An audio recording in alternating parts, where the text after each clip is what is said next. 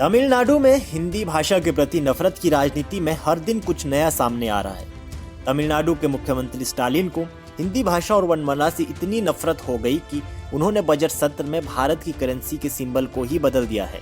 इसके बाद उनके निर्णय के खिलाफ तमिलनाडु में ही विरोध प्रदर्शन शुरू हो गया। बीजेपी ने स्टालिन के इस फैसले को आड़े हाथों लिया। तमिलनाडु में सरकार इस तरह के निर्णय क्यों ले रही है, आइए समझते हैं। दरअसल तमिलनाडु विधानसभा में शुक्रवार को राज्य का वार्षिक बजट पेश किया गया। यह बजट वैसे तो आम बजट जैसा ही था, लेकिन इस बजट में जो खास था वह भारतीय करेंसी का सिंबल, जिसे तमिलनाडु के मुख्यमंत्री ने बदलकर तमिल भाषा में लिखा। स्टालिन राष्ट्रीय शिक्षा नीति के खिलाफ कई दिनों से आवाज उठा रहे हैं। इसमें उन्होंने हिंदी भाषा को लेकर उनकी आपत्ति जताई है। हालांकि शिक्षा नीति में 3 भाषाएं विकल्प के तौर पर है, जिसमें क्षेत्रीय भाषा का विकल्प भी मौजूद है, लेकिन तमिलनाडु के मुख्यमंत्री इसको लेकर लगातार विरोध कर रहे हैं। भारतीय करेंसी सिंबल को तमिल भाषा में करने पर राज्य में बीजेपी ने उनका विरोध शुरू कर दिया है। तमिलनाडु बीजेपी अध्यक्ष अन्नामलई ने सोशल मीडिया प्लेटफॉर्म एक्स पर स्टालिन को घेरते हुए लिखा, डीएम की सरकार ने 2025-26 के राज्य बजट में एक तमिल द्वारा डिजाइन किए गए रुपए के सिंबल को प्रतिस्थापित किया गया है, जिसे पूरे भारत ने अपनाया था और हमारी मुद्रा में शामिल किया गया था। इस चिन्ह को डिजाइन करने वाले थिरु उदय कुमार डीएमके के पूर्व विधायक के बेटे हैं। वहीं पूर्व राज्यपाल तमिलिसाई सुंदरराजन ने कहा कि डीएमके ने इतने सालों तक तमिलनाडु पर शासन किया है और कई बार बजट पेश किया है, लेकिन अब वो इस तरह के निर्णय क्यों ले रहे हैं। यह भारतीय मुद्रा का प्रतीक एक संघीय व्यवस्था है और उन्हें राष्ट्रीय प्रतीकों का सम्मान करना चाहिए।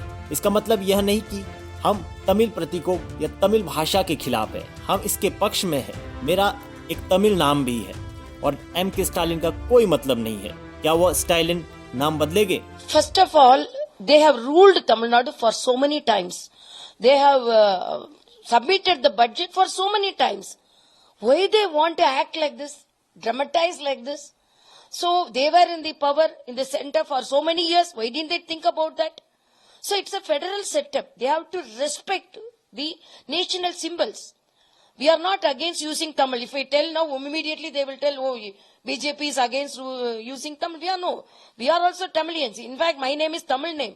I challenge whether Stalin will change his name into Tamil name.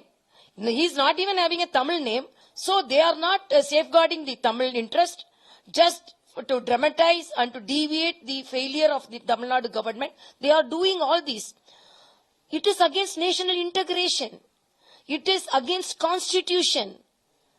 Apart from that, what we can say, as our state president says, it's just stupidity. What more we can expect from them? बता दें कि तमिलनाडु में अगले साल चुनाव होने वाला है। ऐसे में कई राजनीतिक विशेषज्ञ मान रहे हैं कि तमिलनाडु के मुख्यमंत्री एनईपी से आगामी चुनाव के लिए पिच तैयार कर रहे हैं। तमिलनाडु में चुनाव अक्सर भावनात्मक मुद्दों पर लड़ा जाता है। ऐसा ही कुछ इस चुनाव में भी करने की तैयारी की जा रही है। इस बार भाषा का मुद्दा तमिल में बीजेपी को काउंटर करने के लिए है। बीजेपी एक राष्ट्रीय पार्टी है, लेकिन स्टालिन इसे हिंदी पट्टी के राजनीतिक दल के रूप में प्रोजेक्ट करना चाहते हैं। तमिल के मुख्यमंत्री चाहते हैं कि वह केंद्र की बीजेपी सरकार पर तमिल भाषा के प्रति असंवेदनशील होने का आरोप लगा सके और उसके प्रति ऐसा माहौल बना सके। बीजेपी की गैर हिंदी राज्य महाराष्ट्र, गुजरात और आंध्र प्रदेश में सरकारें बनने से स्टालिन को दक्षिण में उनकी तमिल राजनीति पर संकट नजर आ रहा है। यही वजह है कि वो चुनाव से 1 साल पहले ही एक्टिव हो गए हैं। वहीं अगर बात करें राज्य में बीजेपी की राजनीति की, तो तमिलनाडु में बीजेपी के वोट बैंक में बढ़ोतरी हो रही है। बता दें कि तमिलनाडु में बीजेपी का वोट शेयर 2019 में जहां 3.58% था, वहीं 2024 लोकसभा चुनाव में यह बढ़कर 11.24% हो गया है। वोट प्रतिशत में इतनी बढ़ोतरी से अब तमिलनाडु के क्षेत्रीय दलों में हड़कंप मच गई है। तमिलनाडु में बीजेपी की राजनीति को काउंटर करने के लिए तमिलनाडु में भावनात्मक मुद्दों को उठाया जा रहा है। बहरहाल तमिल के मुख्यमंत्री ने भारतीय करेंसी के सिंबल को तमिल भाषा में बदल दिया है। तमिल की राजनीति में इस तरह के बदलावों ने साफ कर दिया है कि तमिल में भाषा विवाद 2024 विधानसभा चुनावों तक एक बड़ा मुद्दा बन जाएगा।